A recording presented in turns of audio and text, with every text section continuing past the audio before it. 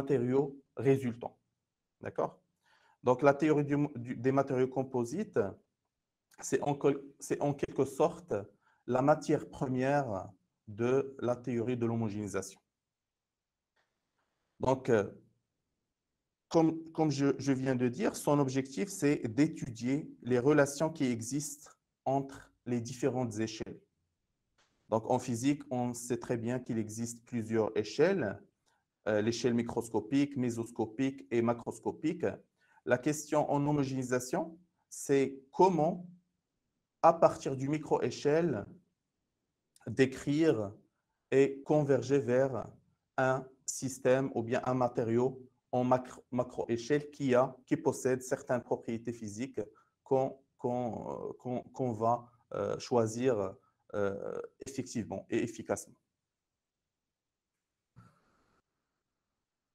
Voilà, donc pour donner un exemple, donc je commence par donner un exemple qui provient de l'industrie des bijoux, d'accord, en bijouterie.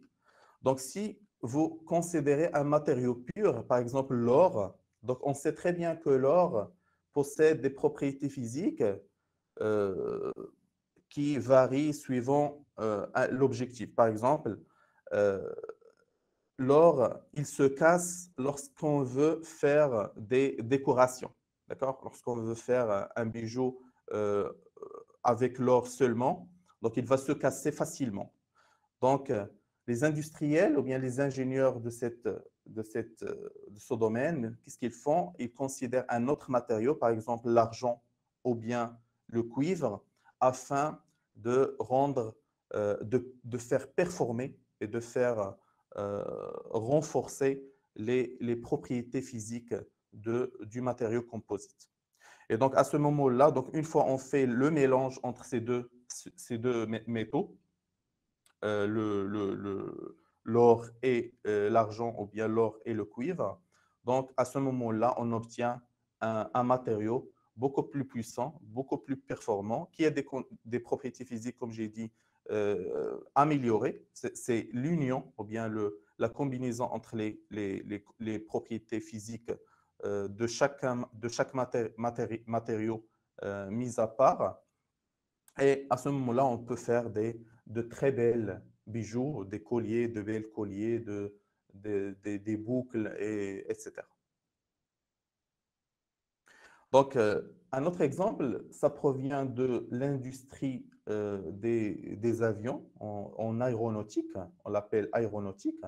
Donc, en aéronautique, si on veut construire les ailes d'un avion, donc, qui sont très importantes, bien sûr, pour le bon décollage et la stabilité de l'avion. Donc, on doit penser à utiliser des matériaux composites.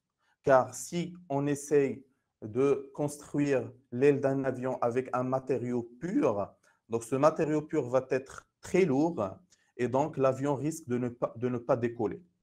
Donc, du coup, il faut considérer les bons matériaux à combiner afin d'avoir un matériau ou bien une aile qui est léger, mais en même temps forte. Donc, ça peut paraître paradoxal. Donc, comment on peut construire un objet qui est lightweight, c'est-à-dire léger, et en même temps robuste et fort.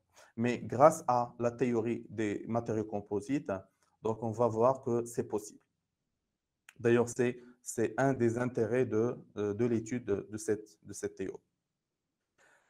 Donc, les matériaux composites se trouvent partout. Donc, même si on ne les remarque pas, donc, les contreplaqués qu'on utilise dans nos maisons, en génie civil, le béton, dans la construction, le béton aussi, c'est un matériau composite obtenu par des mixtures entre différentes composantes et aussi les fibres optiques. Donc, les fibres optiques, donc, contrairement aux fibres classiques qui ne peuvent pas dépasser une centaine de mètres, donc on trouve qu'en réseau de télécommunication, les fibres optiques sont beaucoup plus adaptées car ils ils n'ont pas le problème d'amplification de signal, donc ils ne présentent pas ce problème d'amplification de signal, et aussi ils peuvent être installés sur des dizaines de kilomètres au lieu d'une centaine de mètres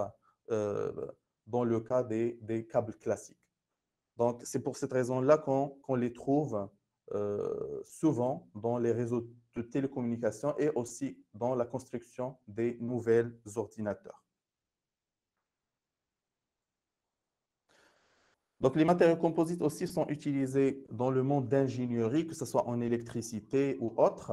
Donc, par exemple, cette figure que vous voyez ici, donc on sait que en physique, une des propriétés qui est très, très intéressante, c'est la propriété de dilatation thermique. Donc, qu'est-ce qu'il nous dit cette propriété? Il nous dit que tous les objets sous l'effet de la chaleur, ils se dilatent et lorsqu'il fait froid, ils se rétractent. Donc, mais grâce à la théorie des matériaux composites, on peut inverser cette propriété. C'est-à-dire, je peux construire un matériau composite qui a la propriété de dilatation lorsqu'il fait froid et il se rétracte lorsqu'il fait chaud. Et en jouant sur la structure géométrique de l'objet. Donc voilà, donc là vous voyez que lorsqu'il fait froid, donc pour une température décroissante, lorsqu'il fait froid, on a une dilatation de la structure et lorsqu'il fait chaud, donc on a une, une rétraction. On a une rétraction de notre structure. Et donc, grâce à des géométries bien particulières, donc on peut inverser les propriétés physiques qu'on a déjà dans la théorie classique de la mécanique ou bien de l'électricité. Voilà, donc il y a d'autres types et d'autres exemples de ce type d'instruments ou bien de matériaux. Donc, je réfère au livre de Graham Milton sur la théorie des composites. Donc, la nature aussi il contient un nombre très important de composites. Donc, par exemple, les alvéoles ou bien les nids des abeilles sont des matériaux composites ou bien peuvent être considérés comme des matériaux composites qui sont constitués de 90% de cire et 10% de propellus. Et aussi, on peut trouver aussi le coton. Donc, le coton aussi, il peut être vu comme étant un matériau composite, donc, qui est construit à partir du cellulose et un pourcentage aussi de l'air. Donc, voilà, donc la nature aussi, il contient pas mal de matériaux composites. Donc, les os, les nuages aussi peuvent être vus comme des matériaux composites. Donc, les exemples sont beaucoup plus très nombreux qu'on peut les dénombrer. Donc, pour d'autres exemples des matériaux composites, je réfère au livre de Matthew et Rowling sur les exemples provenant de la nature ou bien de l'ingénierie. Très bien, donc maintenant, je vais considérer un schéma pour expliquer comment on manipule ce type de matériaux composites. Donc, imaginez que ici, je prends deux matériaux ayant deux couleurs, une couleur rouge et l'autre qui est jaune, par exemple l'or avec l'argent, d'accord? Donc, à la première itération, donc je fais mon premier mélange, ou bien le premier mixage, je mixe. D'accord? Donc, je fais mélanger mes deux structures, mes deux matériaux. Et donc, je suppose, bien entendu, si vous mélangez deux matériaux, vous n'êtes pas obligé d'avoir une périodicité, d'accord? De la distribution du premier matériau dans l'autre et vice-versa. Donc, on n'a pas forcément cette périodicité, mais pour mon confort, je vais considérer que les choses sont périodiques pour le moment. Donc, pour la première itération, j'obtiens cette première structure. Donc, une fois, je continue à tourner, à mélanger. Donc, je remarque que les composants se distribuent d'une manière régulière et ainsi de suite. Donc, chaque fois que je fais augmenter le nombre de tours et de mixages dans ma structure, donc je converge vers une certaine structure, donc jusqu'à arriver, bien sûr, quand y tend vers un grand nombre, donc y tend vers 0, par exemple, donc j'obtiens un matériau qui paraît homogène, mais à l'échelle microscopique, il est toujours hétérogène. D'accord? Donc, qu'est-ce que j'ai fait ici? Donc, j'ai démarré d'un objet qui est hétérogène. D'accord? Donc, ici, j'ai un mélange de deux objets. Et donc, en faisant en suivant un certain protocole, donc je suis arrivé à un objet qui paraît homogène. Donc, mathématiquement parlant, donc, l'homogénéisation, c'est l'étude des équations différentielles dépendant de certains paramètres. Et ces paramètres-là, ils sont euh, très oscillants.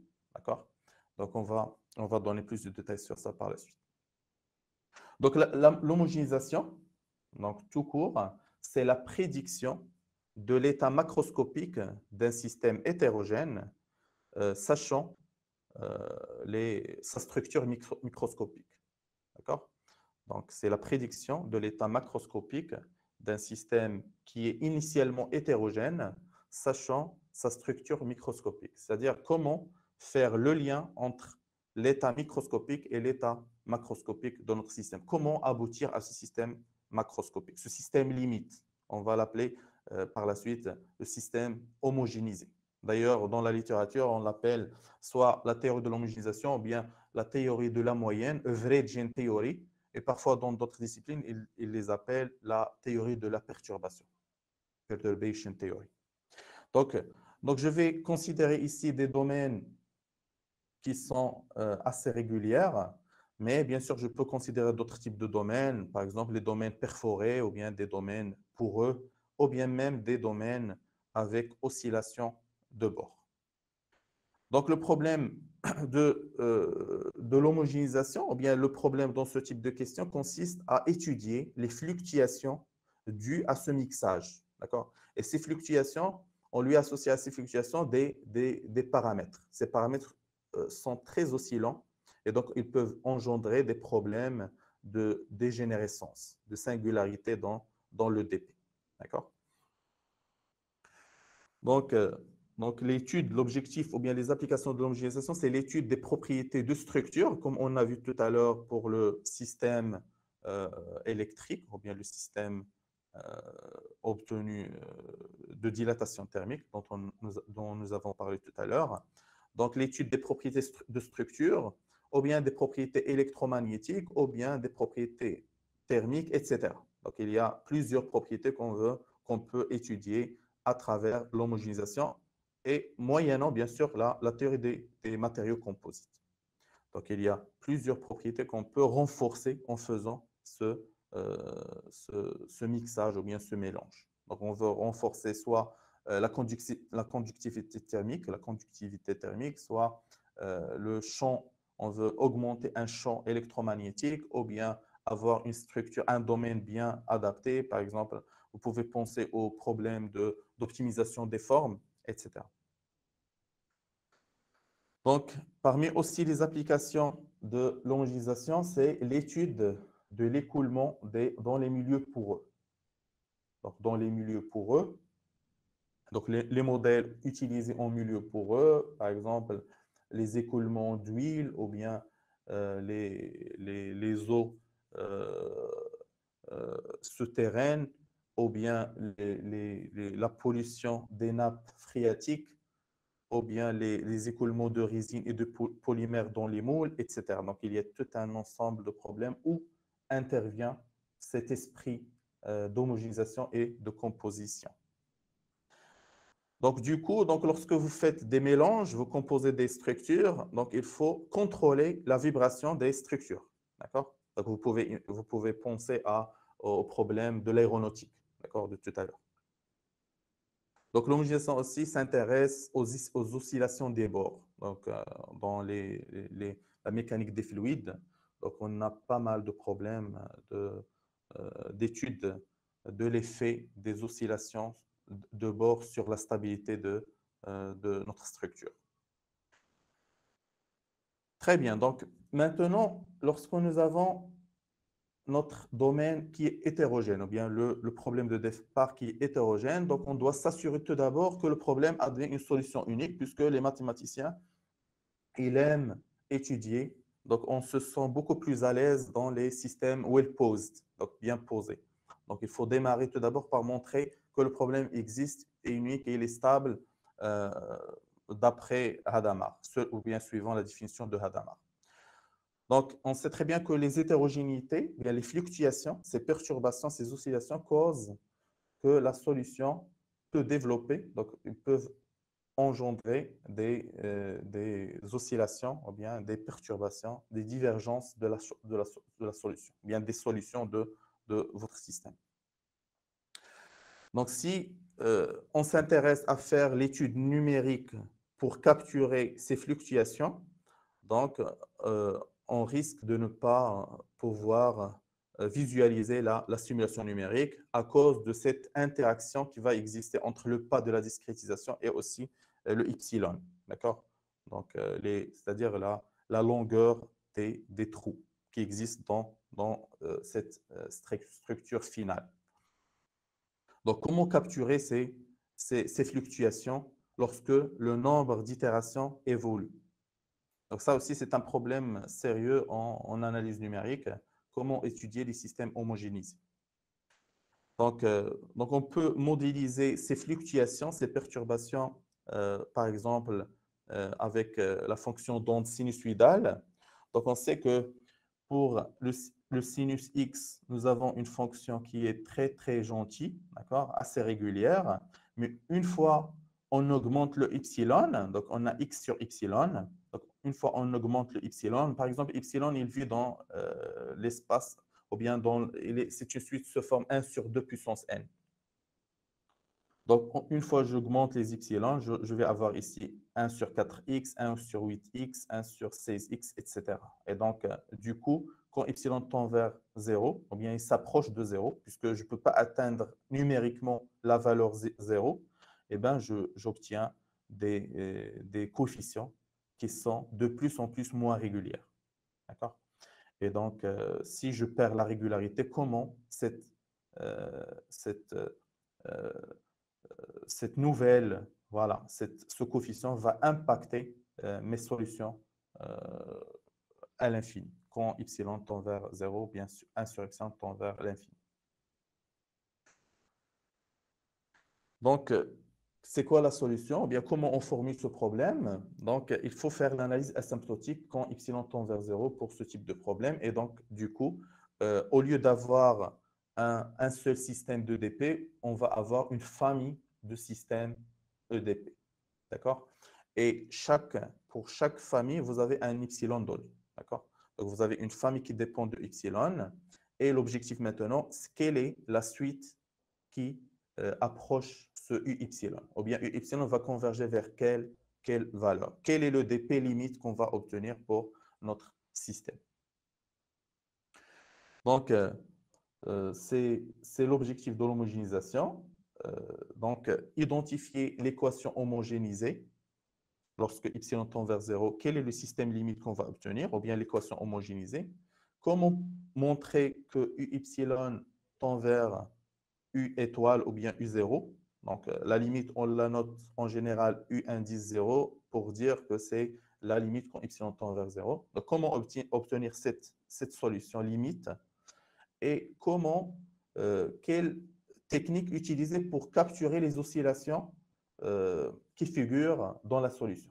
Donc, est-ce que votre topologie va permettre de garder ces oscillations ou bien au moins la trace de ces oscillations à la limite. Donc, il existe des techniques dans la littérature, à savoir les correcteurs. Les correcteurs, on les utilise pour mesurer la différence entre, ou bien l'erreur entre la solution exacte et la solution UY. Voilà, donc maintenant, j'arrive à la partie mathématique pour décrire cette problématique. Donc, en mathématiques, on décrit les problèmes d'homogénéisation euh, par ce formalisme. Donc, j'écris mon système des EDP qui modélise cet objet composite sous cette forme, d'accord, sous forme d'une famille de problèmes de Cauchy. Et pour chaque epsilon, bien sûr, pour chaque epsilon, j'ai z' epsilon est égal à epsilon z epsilon de t pour t positif avec une donnée initiale. D'accord? Donc, les questions qu'on peut se poser pour ce système, donc, si je suppose que z epsilon tend vers z0, d'accord, que cette solution admet une limite, donc quelle est l'équation différentielle vérifiée par z0? Donc, quel est le dp limite dans la solution c'est z0? Donc, comment obtenir cette dp limite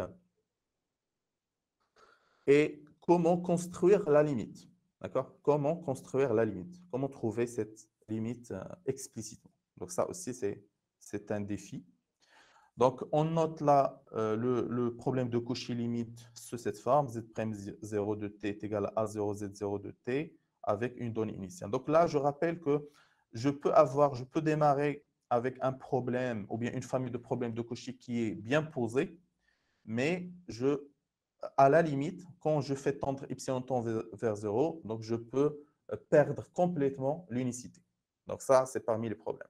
Aussi, je peux démarrer avec un problème de Cauchy qui est bien posé et dans la limite, je peux avoir une infinité de solutions, donc, etc. Donc, il y a tout un ensemble de problèmes qui peuvent surgir en étudiant ce type de questions.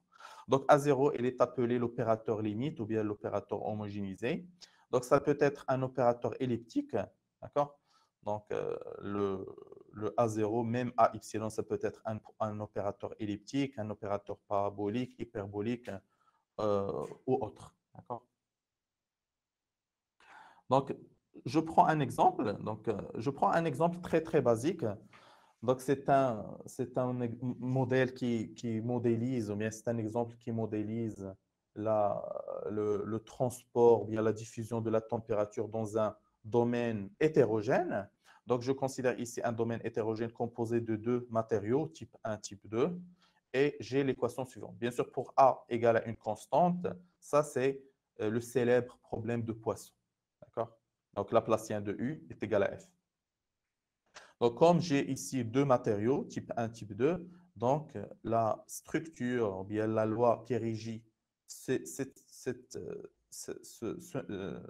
domaine, donc il est sur cette forme. Donc là, j'ai moins t sur dx, a de x sur epsilon, donc cette fonction elle n'est pas forcément continue, donc elle peut être discontinue. Donc elle peut avoir une certaine valeur ici et une autre valeur dans le type 2. D'accord? Et donc, du coup, comment obtenir la question qu'on se pose? Comment obtenir, tout d'abord, comment résoudre cette équation? Est-ce que cette équation est bien posée? Ensuite, comment obtenir le dp limite, d'accord? Dans le cas elliptique suivant. Donc, ça, c'est un opérateur elliptique qui peut être aussi considéré en dimension n, mais on verra les différences qui existent entre les dimensions. Donc, les hypothèses que je considère ici, c'est que mon métal ou bien mon matériau, il est périodique, c'est une structure périodique. Donc, je suppose que la fonction A ici, ou bien le coefficient A, il est périodique avec comme période epsilon est égal à 1 sur n. Et je suppose également que A epsilon, elle est impériodique. Donc, A de Y, elle est impériodique et positive et différentielle. Donc, je suppose que ce coefficient, il est impériodique et qu'il est positif et qu'il est différentiel. Donc, la question maintenant, comment obtenir l'équation homogénéisée pour ce système elliptique?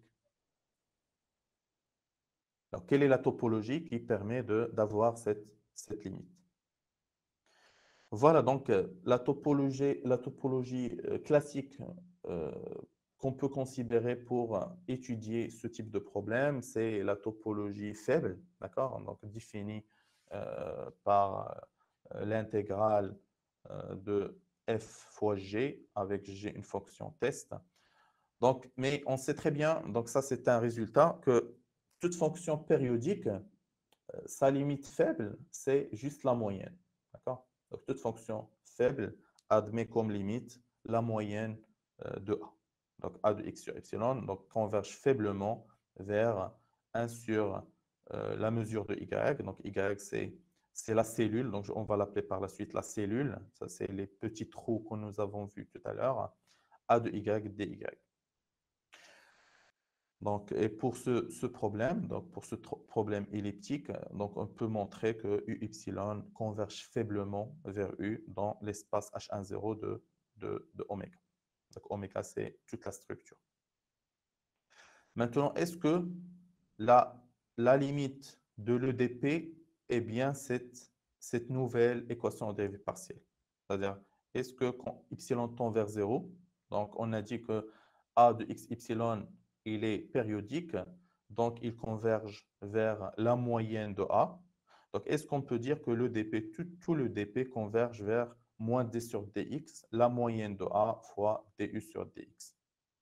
Donc, ça, c'est une question. Donc, avec les mêmes conditions de Dirichlet que j'ai considérées ici. Donc, malheureusement, la réponse est non. Donc, le problème, c'est que la convergence ou bien la topologie faible ne préserve pas les non-linéarités. Donc, contrairement à la topologie forte, donc on sait très bien que si une suite UN converge vers U et une suite VN converge vers V, alors le produit UN-VN converge vers U fois V. Donc, pour la topologie faible, on n'a pas cette propriété, malheureusement. Donc, si Fn converge faiblement vers F et Gn converge faiblement vers G, on n'a pas forcément que GNFN converge faiblement vers G fois F. Donc la convergence ou bien la topologie faible ne respecte pas cet ordre ou bien cette loi que nous avons l'habitude de le faire. Et donc, du coup, ou bien est-ce qu'il existe d'autres topologies adéquates pour étudier ce type de problème tout en gardant ces caractères ou bien les caractères initiaux de notre EDP. Donc, voilà un exemple concret. Donc là, je considère sinus 2πx sur y et je prends y est égal à 1 sur n, donc 2πnx. Donc, c'est une fonction qui converge faiblement vers 0, mais sinus au carré ne converge pas vers 0. Donc, ça ne converge pas faiblement vers 0, il converge vers 1,5.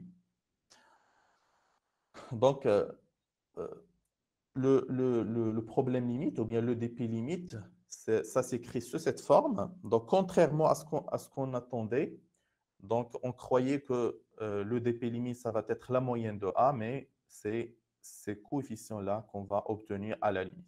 D'accord? Donc, d'ailleurs, les ingénieurs, quand ils font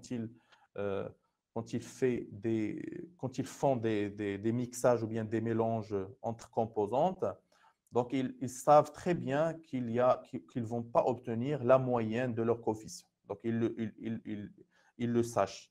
Mais mathématiquement parlant, on peut même calculer quel est ce coefficient limite, quel est ce A étoile. Donc là, A étoile en dimension 1, c'est l'inverse de la moyenne de l'inverse de A. C'est-à-dire, à chaque mélange, c'est comme si on inverse les entrées de nos coefficients. D'accord? Puisque c'est une famille de coefficients qui dépend de epsilon.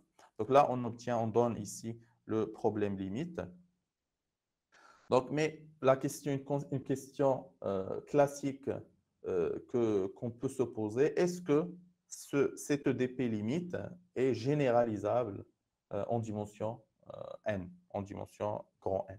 C'est-à-dire, au lieu de considérer n est égal à 1, est-ce qu'on peut déduire à partir de la dimension 1 ce qui se passe en dimension 2, en dimension 3, voire plus?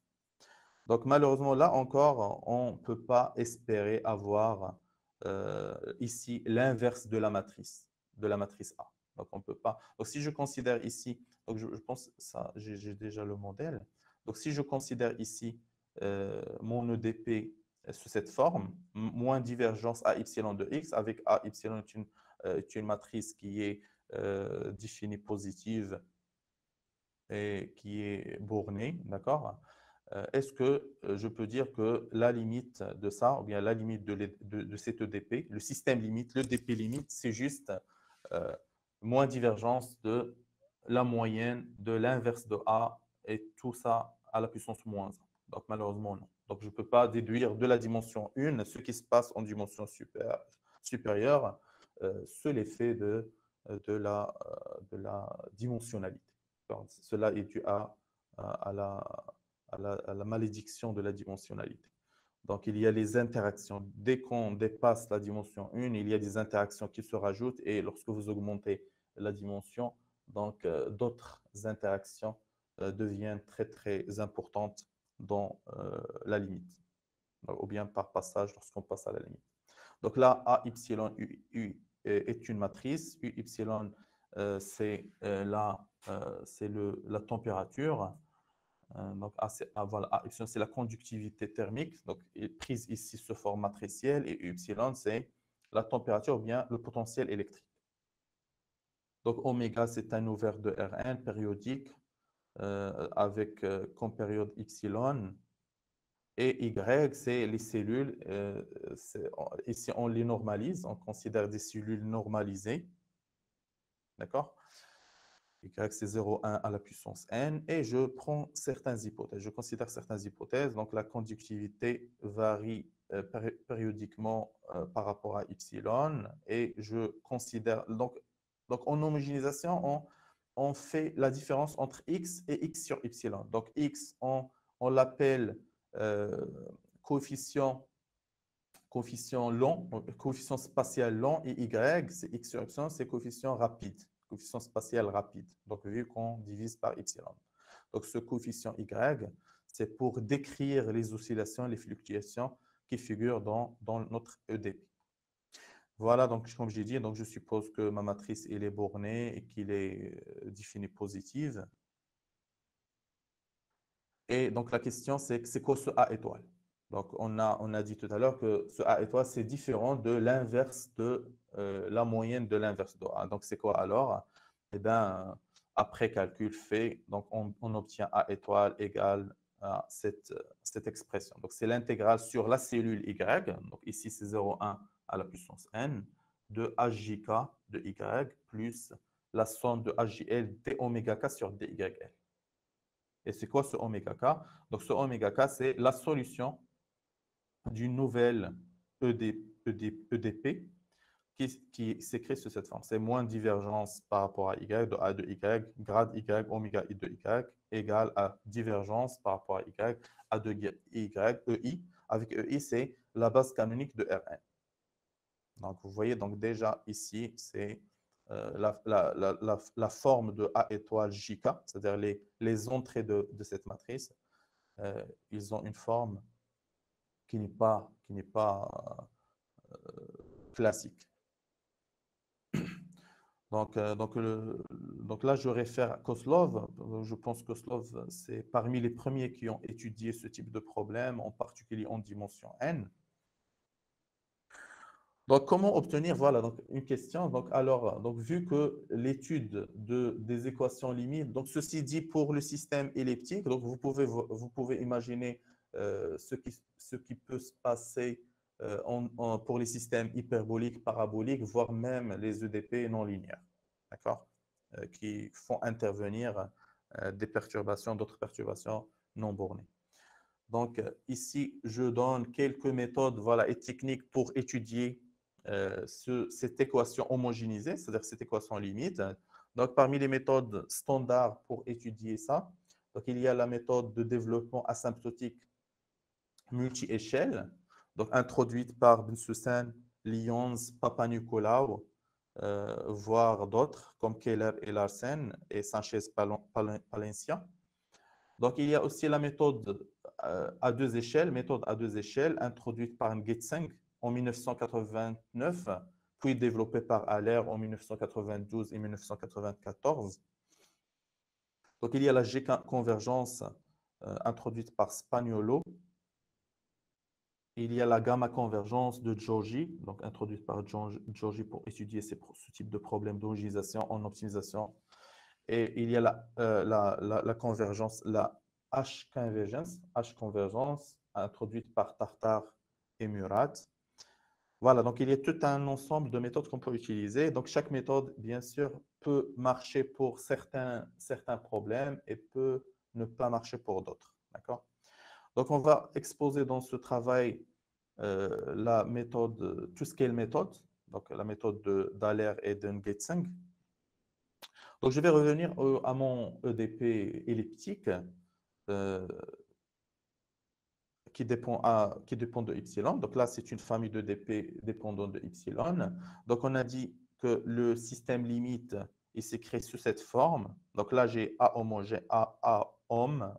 homogénéisé et les données comme étant l'inverse de la moyenne. Voilà, donc là, j'ai une cellule de mesure 1. Donc voilà A homogénéisé. Et j'ai ici U0, c'est pour dire la limite de U epsilon. Donc, qu'est-ce que j'ai fait ici? Donc là, j'ai essayé de voir euh, comment étudier ce problème qui paraît simple numériquement. D'accord? Donc, qu'est-ce que j'ai fait? Donc là, j'ai considéré une subdivision de l'intervalle 0,1. J'ai considéré un pas spatial H. Et quand j'ai fait la semi-discrétisation par différence finie, donc par rapport à la variable spatiale, donc là j'ai seulement la variable spatiale, donc j'ai trouvé ce système. Donc d'habitude, nous avons eu n plus 1, donc vous prenez A est égal à 1 par exemple, donc ça c'est un système qui est très connu pour approcher le Laplacien. Mais avec ces coefficients A, epsilon, donc là c'est comme si on rajoute des poids à côté de chaque terme de la suite UN. D'accord?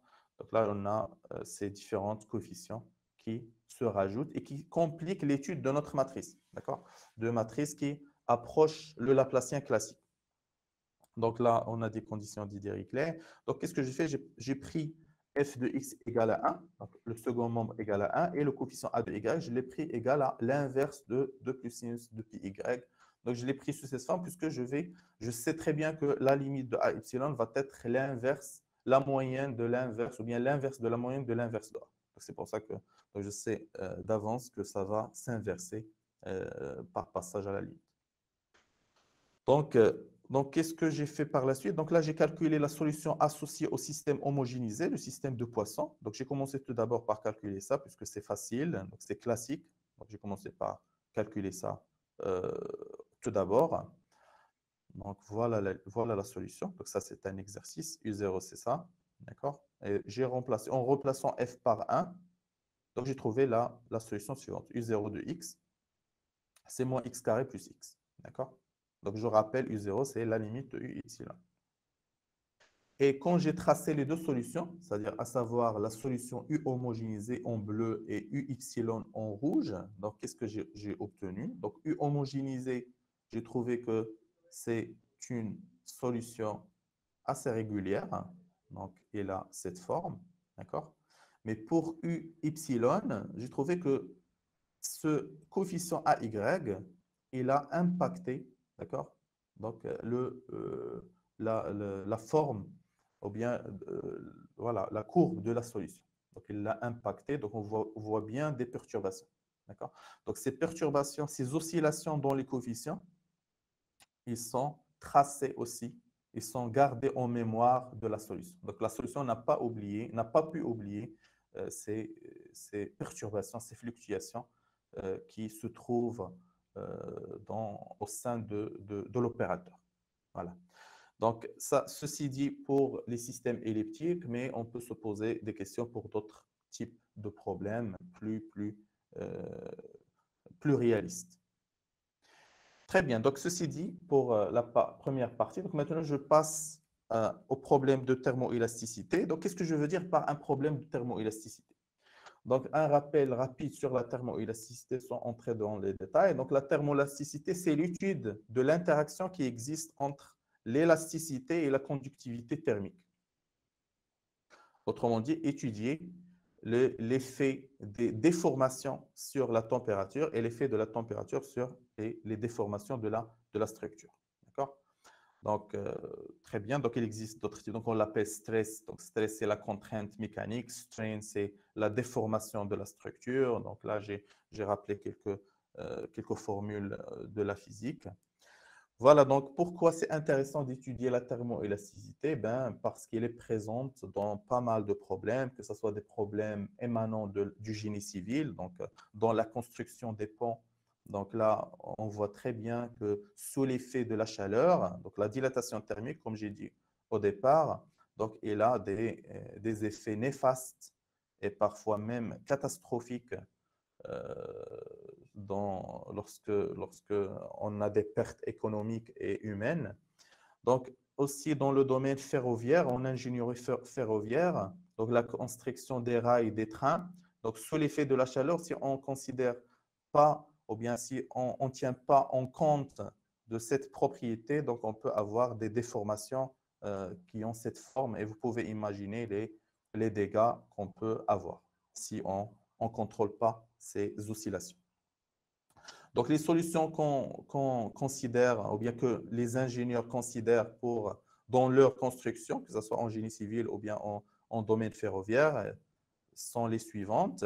Donc, par exemple, pour les ponts, ils ajoutent ce joint, d'accord, ou bien ce joint se forme de peigne, d'accord, afin de permettre au pont de se dilater en été, d'accord. En été, on permet au pont de se dilater en utilisant ce joint, d'accord, de dilatation. Et de même, ici, il faut laisser des vides, certains vides. Bien sûr, ces vides-là ne sont pas seuls suffisants pour assurer la stabilité de toute la structure. Donc, il y a aussi la géométrie, il y a tout un ensemble d'hypothèses, mais parmi les plus connues sont les suivants. Très bien, donc ce type de problèmes peuvent être décrits par le système suivant, d'accord? Donc, c'est un système couplé, d'accord, linéaire, qui modélise ce type de problème. Donc, on a dans la première équation une équation d'onde, d'accord? Et la deuxième, c'est une équation de la chaleur, donc avec des conditions hyperboliques et une donnée avec des conditions de Dirichlet et des conditions initiales euh, bien choisies. Donc, l'énergie associée à ce système est une énergie qui est composée de l'énergie cinétique, l'énergie thermique et l'énergie de déformation. Donc, l'énergie de déformation, c'est la première, l'énergie cinétique et l'énergie thermique. Donc, E epsilon, ça peut représenter le déplacement de la structure. Θ epsilon, la température de l'incrément. Et gamma, c'est, donc là, j'ai considéré des paramètres gamma de x, epsilon, c'est un scalaire, c'est une fonction, et a et b sont des matrices, d'accord? Ayant les mêmes hypothèses que tout à l'heure. Donc, ils sont bornés, définis positives et périodiques. Voilà. Donc, je suppose que mes coefficients sont périodiques afin de pouvoir manipuler les topologies adéquates pour trouver le système limite. Très bien. Donc, voilà, donc comme d'habitude, donc on écrit ce système sous forme d'un problème de Cauchy, ou bien une famille de problèmes de Cauchy. Donc, du epsilon sur dt est égal à a epsilon u epsilon. Donc, a epsilon, c'est le générateur. Donc, on commence par montrer que ce système a une solution unique, stable et au sens de Hadamard. Donc, moyennant la théorie de Galerkin ou bien moyennant la théorie des César semi-groupe. Donc, voilà les hypothèses que nous avons considérées. Donc, oméga, un domaine borné assez régulier dans Rn. Gamma, A et B sont des coefficients ayant des propriétés bien choisies. Donc, A et B, comme j'ai dit, borné, défini positif. Gamma aussi, il est supposé borné. Et je considère l'espace d'état classique H10 croix L2, croix L2 et Xi1. Donc, Xi1, c'est le domaine du générateur a défini comme suit et je considère le produit scalaire suivant. D'accord? Donc, voilà, donc j'écris mon problème sous forme abstraite et je note A epsilon, B epsilon, c'est moins divergence de A grade W et B epsilon moins divergence B grade W. A0, c'est juste moins divergence AH grade W. Bien sûr, AA, c'est la matrice que j'ai définie tout à l'heure. B0, c'est moins divergence BH grade W. AH et BH sont des coefficients, des matrices constantes.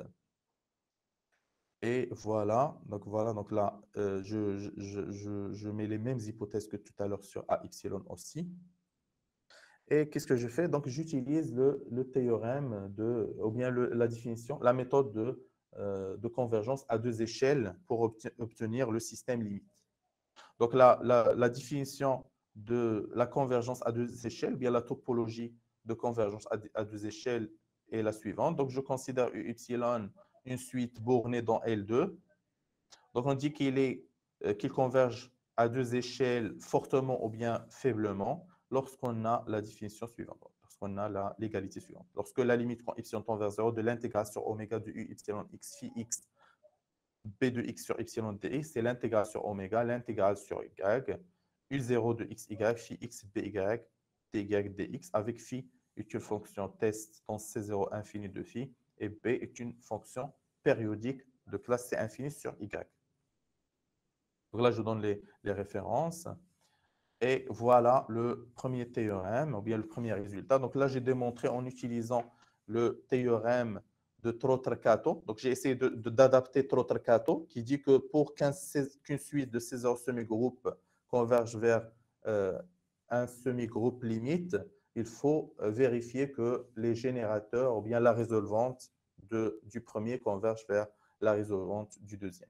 Donc voilà, donc c'est ça, c'est cette idée que nous avons utilisée, ou bien ce résultat que nous avons utilisé. Et là, on a trouvé le dp limite dans ce cas. Donc c'est di sur dt est égal à AU avec A. Donc là, est-ce que j'ai donné le A? Donc A, il est donné par les coefficients que j'ai définis tout à l'heure, par A0 et gamma, on remplace gamma par la moyenne de gamma, etc. D'accord? Donc c'est une matrice qui contient les matrices A0, B0 et la moyenne de gamma, qui est le couplage, le paramètre de couplage. Donc, quelques commentaires sur ce problème. Donc, on sait très bien que l'équation parabolique dθ epsilon sur dt plus b epsilon θ epsilon dans le système limite ou bien l'équation limite est la suivante. Donc, admet cette convergence qui s'écrit sous cette forme. C'est-à-dire, si vous calculez l'erreur ou bien la différence entre la solution θ epsilon et θ 0 en norme L2, vous allez obtenir C racine de epsilon. D'accord? Et pour l'équation d'élasticité, pour l'équation d'onde, donc si je considère les deux équations, en epsilon et l'équation limite, donc je trouve que la solution dans l'espace d'état, donc U epsilon de t moins U0 de t dans L2 plus dt U epsilon moins dt U0 ici par rapport à H moins 1, il est majoré par une constante C exponentielle 4t fois epsilon, la norme de la donnée initiale par rapport aux données prises dans le domaine de A epsilon. Donc maintenant la question, donc si je prends le couplage entre ces deux équations, quelle est l'erreur obtenue entre la solution de tout le système en epsilon et la solution du système limite? Donc, moyennant ces deux hypothèses, ou bien sachant ces propriétés, quelle est l'équation ou bien l'estimation de l'erreur qu'on peut obtenir, surtout que on sait très bien que ce système, il a une décroissance polynomiale, chose qui n'est pas très, très classique dans l'étude de la stabilité des systèmes en dimension infinie. Voilà, donc je rappelle qu'est-ce que je veux dire par la décroissance polynomiale d'un semi-groupe. Donc, on dit qu'un semi-groupe S de T défini sur un espace de Hilbert E, donc E est polynomialement stable, donc si il vérifie l'inégalité suivante. Donc, si S de T U0 et il se comporte comme 1 sur T à la puissance alpha pour des données initiales U0 qui vivent dans le domaine de A. D'accord? Donc, bien sûr, si ici, on a que, au lieu d'avoir ici A, on a l'identité, ça, c'est équivalent à l'exponentielle stabilité. Donc, si je remplace A par l'identité, donc c'est équivalent à la stabilité moyennant les résultats de ces ordres semi-groupes. Donc, qu'est-ce qu'on a fait ici? Donc, là, on a essayé de trouver une équivalence entre la définition de la stabilité polynomiale moyennant ces ordres semi-groupes et un résultat de Alain Haro sur la stabilité de certains systèmes donc, qui ont cette forme. D'accord? Donc, sup de l'intégrale de t à 2t de s de t u0 à la puissance 1 sur alpha dans l'espace d'état E, elle est majorée par une constante fois la norme de a u0 dans E, le tout à la puissance 1 sur alpha. Donc, on a une certaine équivalence. Donc, on a démontré cette équivalence. Donc, on peut, si on démontre ça, on a automatiquement ça et vice-versa. Donc, ça, c'est un résultat qui est déjà introduit dans la thèse de Alain Haro. Et donc, maintenant, il suffit donc on a adapté les choses. Donc, il suffit de montrer que l'intégrale de TA de T de l'énergie associée à notre système est majorée par la norme de U0, mais cette fois-ci dans le domaine du générateur. Donc, E1, c'est le domaine du générateur. Donc, ça, c'est ce qu'il faut démontrer. Donc, pour démontrer ce résultat, il faut passer par certains lemmes. Donc là, on a utilisé un résultat qu'on a déjà démontré auparavant, c'est que l'énergie associée au système en Y, elle décroît d'une manière polynomiale avec un alpha égal à 1,5. Donc là, il décroît comme étant 1 plus t à la puissance moins 1 sur alpha fois la norme de la donnée initiale par rapport au domaine du générateur. Donc ça, c'est un résultat que nous avons déjà démontré donc, et qu'on va utiliser. Donc là aussi, j'ai utilisé la dissipativité du générateur, donc en utilisant l'information sur la dissipation de notre système, on peut démontrer que E de t moins E de 0, c'est moins l'intégrale de ça. Donc voilà, donc ça c'est un lemme qu'on peut facilement le démontrer. Et ensuite, qu'est-ce qu'on a démontré? Donc là, en utilisant certaines techniques de multiplicateurs, donc on l'appelle la méthode d'énergie ou bien la méthode de multiplicateur, on peut démontrer que notre solution euh, peut avoir, ou bien on peut montrer cette estimation, d'accord, sur notre solution. Donc grade UT plus la norme de divergence plus divergence de B grade θ plus l'intégrale de grade θt, il est majoré par notre donnée initiale dans y1. D'accord? Donc, et ces deux lemmes vont être utilisés pour démontrer ce théorème. Avec ce lemme-là, avec ce lemme sur la stabilité polynomiale, vont servir pour montrer que l'énergie de T dans notre système décroît polynomialement vers 0. D'accord? Donc ça, c'est une nouvelle technique. Donc bien sûr, il existe les techniques de César semi-groupe, à savoir la méthode de Bouryshev ou bien le théorème de Bouryshev-Korolov. Donc on peut l'utiliser pour obtenir le résultat. Donc je passe maintenant à la dernière section, c'est les résultats que nous avons obtenus sur l'homogénéisation. Donc ici, j'ai démontré le taux de l'erreur, ou bien le résidu sur la solution, entre la solution exacte et la solution en Y. Donc, j'ai considéré une donnée initiale qui appartient à la boule fermée. Et donc, qu'est-ce que j'ai démontré en faisant le couplage entre les deux systèmes précédents? Donc, j'ai démontré que la solution de mon système, il vérifie l'estimation avec comme taux, ici j'ai un taux polynomial, d'accord? Et bien sûr, j'ai déjà que AY moins A moins A0, donc ça c'est l'opérateur ou bien le coefficient qui existe dans l'équation d'élasticité, et celui-là c'est celui qui existe dans l'équation de conductivité thermique, c'est-à-dire l'équation parabolique. Donc j'ai trouvé cette estimation et j'ai amélioré l'estimation pour avoir ce résultat qui montre que si un système a un caractère polynomial, eh ben, l'erreur entre la solution UY et U0 est là, cette forme. Donc là, il apparaît un logarithme 1 plus t. Donc bien sûr, ce résultat n'est pas optimal, donc on peut l'améliorer, mais ça nous donne une information sur le comportement entre la solution exacte et la solution approchée, c'est-à-dire comment se comporte l'erreur entre les deux solutions. Et donc là, on a maîtrisé et contrôlé en quelque sorte cette erreur dans un espace ad hoc. Voilà, donc là, mon exposé arrive à sa fin. Donc, les références classiques que nous avons utilisées, c'est le livre de Bensussel, Lyons et Papa Nicolas sur le sujet. Il y a aussi le le travail d'Enrique Sanchez-Palencia, le célèbre livre de Zhukov, Koslov et Olenik, et Cianesco Donato, sans oublier un review très beau sur le sujet de Nanda Kumara. Voilà, donc merci beaucoup pour votre attention. Merci Selm pour votre exposé. Alors, on passe aux questions. Il y en a bien sûr.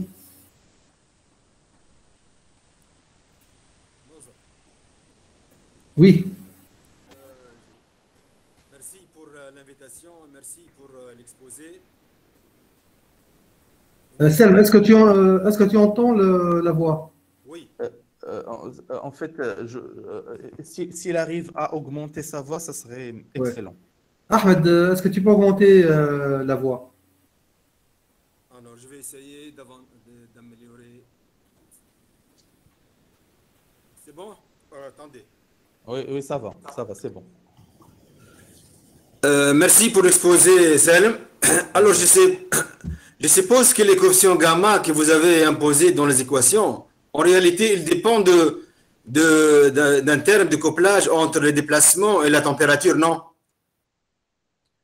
Les gamma, dans le couplage, le gamma dans le couplage du système thermoélastique, vous dites qu'il dépend de... Oui, il dépend dans la première équation, il dépend de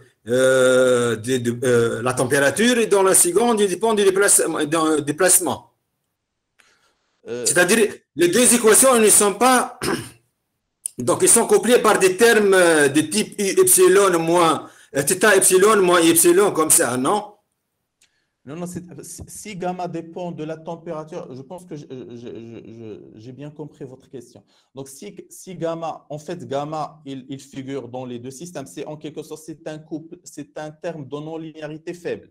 D'accord? D'ailleurs, ce type de système, on l'appelle système thermoélastique à couplage faible. Mais le gamma ne dépend pas ni de la température, ni du déplacement, car sinon, le problème serait non linéaire. Exactement, le problème de thermoélasticité. Donc, vous avez une interaction entre les termes élastiques et les termes thermiques. Exactement. Et à travers quel terme on voit le couplage ici?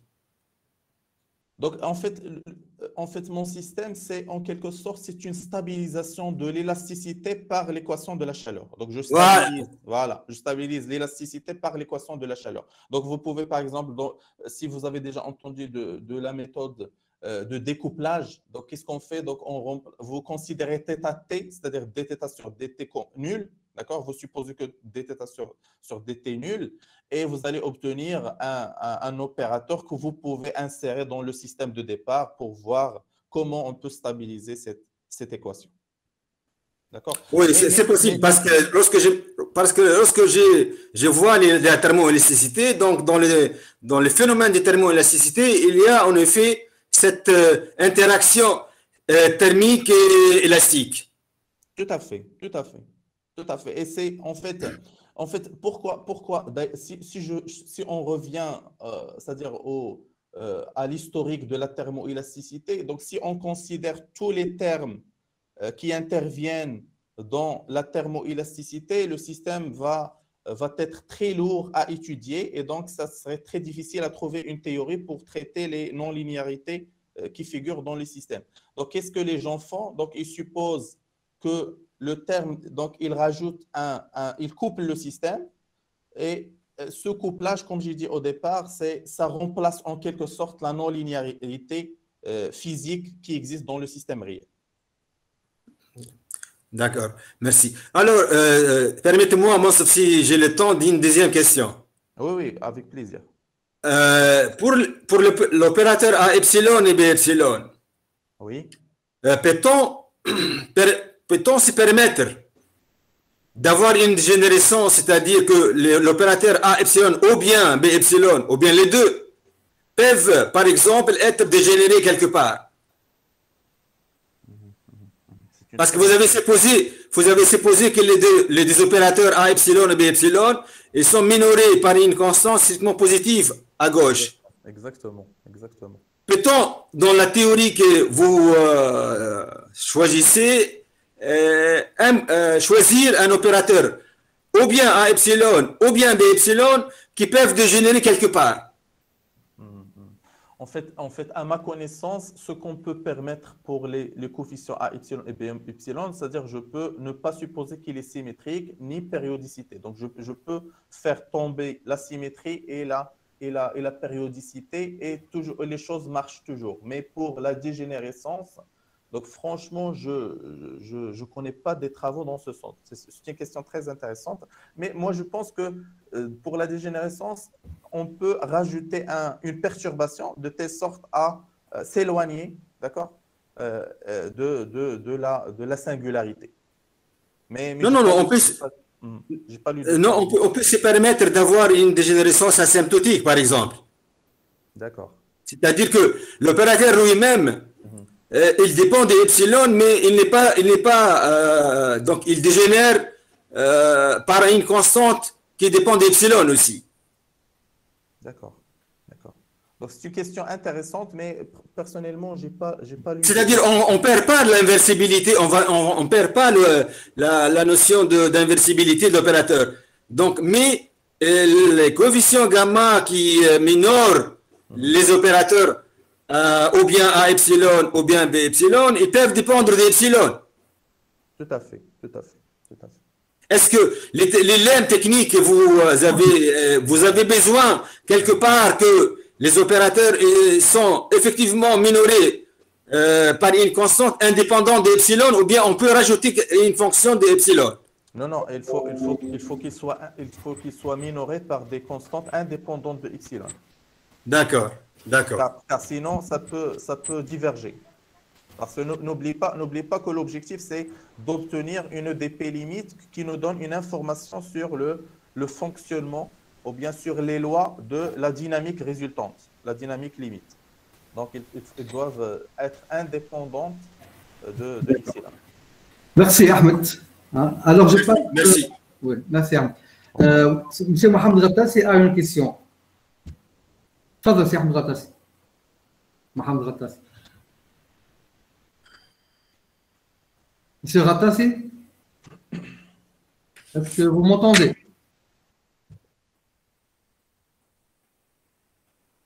Bon, je passe à la question de Bouchra Mejri. Oui, Bouchra.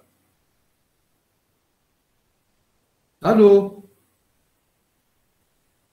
Bouchra? Oui, bonjour, vous m'entendez? Oui. Oui, on vous entend très bien. Parfaitement. Merci pour la présentation. En fait, ma première question, c'est sur les conditions entre le matériau et l'inhomogénéité. Est-ce que c'est des conditions de type transmission parfaite? Et aussi ma question sur les conditions sur la cellule. Est-ce que c'est des conditions périodiques? Donc, en fait, est-ce que c'est des conditions périodiques? Donc, dans tout le travail, ou bien dans cette présentation, j'ai considéré le cas périodique, que ce soit des coefficients ou bien la structure. Donc, le oméga, j'ai considéré un oméga qui est périodique, mais comme j'ai dit, il existe des techniques, par exemple la H-convergence, d'accord? Il y a des topologies qui permettent aussi d'étudier ce type de problème pour des cas non périodiques et qui ne satisfait pas aussi la symétrie. Donc, pour la transmission… Et sur l'homogénéité? Pour l'homogénéisation, j'ai dit que les coefficients, je peux me permettre de ne pas considérer des coefficients périodiques. Donc, ça existe. Donc, il existe des techniques… Non, c'est en fait par rapport à l'inclusion, parce qu'il y a un matériau, il y a une inclusion. Et ce que je demande, c'est les conditions entre les deux. Je n'ai pas bien compris votre question. Est-ce que vous pouvez la reformuler? En fait, par exemple, si on va prendre des vides et on va chercher, on va homogénéiser notre matériau. Et là, c'est quel genre de conditions vous avez pris? Si on va considérer des domaines qui contiennent des trous, par exemple des domaines poreux, c'est ça? D'accord. Mais ce n'était pas pour votre cas, en fait. Voilà. Vous avez pris des inclusions.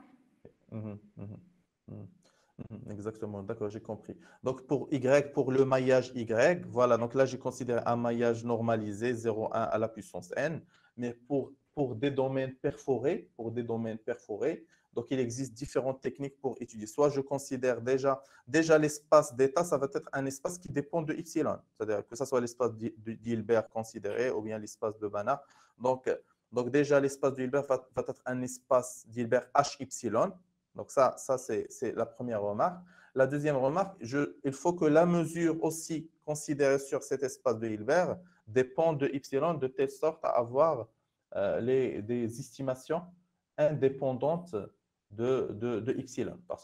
Parce que lorsque je considère un domaine pour perforer, j'utilise déjà pour la topologie, je dois changer la topologie que j'ai utilisée dans ce travail. Donc, on utilise soit la H-convergence, soit les techniques de Luc Tartar et Murat. Est-ce que c'est clair, Bouchra? Merci merci. Merci, Bouchra. Excusez-moi, vous m'écoutez ou pas? Oui. Monsieur Rattafi? Oui. D'accord, parce que je vous ai appelé tout à l'heure, mais... désolé, je ne sais pas, peut-être qu'il y avait un problème. D'accord, donc vous pouvez poser la question, hein, monsieur Rattafi. Voilà, merci Selim pour l'exposé. En fait, j'ai une petite question à propos du modèle que vous présentez. Oui. En fait, vous prenez un truc homogène sur le bord. Ma question, si vous prenez un truc non homogène et quand vous passez à la limite, est-ce qu'il y a des problèmes qui se posent sur le bord? Est-ce qu'il y a des problèmes qui se posent en homogénéisation, vous voulez dire? Oui. Oui, tout à fait. Il y a des problèmes qui vont se rajouter. Par exemple, déjà, avant de prendre des problèmes, une EDP non homogène, je peux considérer une EDP avec données initiales qui dépendent de epsilon. Donc, les données initiales que j'ai considérées dans l'EDP sont indépendantes de epsilon de telle sorte à ne pas avoir des problèmes. Parce que quand je fais mes calculs, à un certain moment, je cherche à ce que mes constantes soient toutes indépendantes de epsilon. Donc, du coup, le fait de rajouter des données initiales qui dépendent du epsilon, ça va changer complètement la méthode. Je pense même la méthode à deux échelles ne sera pas adaptée dans cette situation. Donc, avant de parler des conditions au bord, par exemple, dire que les U epsilon est égal à G epsilon en 0, etc. Donc, sans parler même des conditions au bord, le fait de considérer des données initiales dépendantes de epsilon, ça rajoute ça rajoute des questions. Donc, vous cherchez des trucs uniformes en epsilon, c'est ça? Exactement. Okay. Et vers la fin, j'ai donné une estimation sur l'erreur entre la solution U epsilon et U. Je parle de grand U, c'est-à-dire qui contient U, UT et θ epsilon. Okay. Donc, pour contrôler l'erreur qui existe entre les deux modèles. Ces genres d'estimations sont très importantes lorsqu'on passe en simulation numérique. Parce qu'on ne va pas s'amuser à changer à chaque fois les matériaux et voir ce qui va se donner. Donc, on doit laisser la machine réfléchir et nous aider pour la bonne conception du matériau limite. Oui, parce que vous connaissez, dans le cas où dans le cas de limite de diffusion, on a ce qu'on appelle les couches limites. Donc, je pense que c'est la même chose dans le cas de homogénéisation. Ok, merci. Merci, M. Ratassi. Donc, on a déjà dépassé le temps. Donc, je remercie tous les présents pour l'intérêt qu'on portait à cet exposé. Et j'espère vous voir la prochaine fois, Inch'Allah. Selim, je te remercie beaucoup, infiniment. J'espère que c'est clair. J'espère que c'est très intéressant. Oui. Non, donc, Selim, c'est comme toujours. Hein, tu exposes très bien, exposé très clair. Même on n'est pas bien familiarisé avec l'homogénéisation, mais personnellement, j'arrive à comprendre des choses. Donc, je vous remercie toutes et tous et j'espère vous voir la prochaine fois, Inch'Allah. Selim, j'espère te voir encore parmi nous. Inch'Allah, oui. Avec bientôt. Plaisir. Avec plaisir, c'est mon chef. Merci beaucoup. D'accord. Alors, au revoir.